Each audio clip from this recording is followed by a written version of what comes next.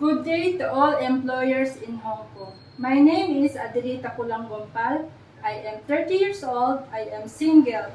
I am Roman Catholic. I am college graduate of Bachelor of Science in Business Administration, major in Marketing Management. I work as domestic helper in United Arab Emirates for 2 years and 2 months. I serve 4 members of the family, 2 adults and 2 children.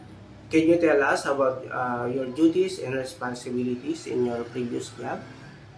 I do all around household chores and taking care of their children. Okay, you have said that you have experience in taking care of children. Can you tell us how will you take care of them? I took care of their children by giving food, giving milk and vitamins, assist for taking a bath, change their clothes and diapers, tutoring and play with them. How about taking care of elderly? Do you have any experience? None sir, but I'm willing to learn. Okay, can you give us some of your skills? Some of my skills is cooking. You have said that you know how to cook. Do you have any experience in Chinese cooking? None sir, but I'm willing to learn. Okay, why should the Hong Kong employers hire you?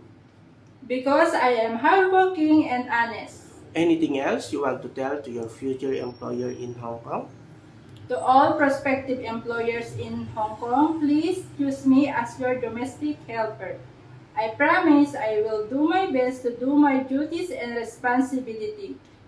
I will be hardworking, honest, responsible domestic helper. Thank you. Okay, thank you and good luck.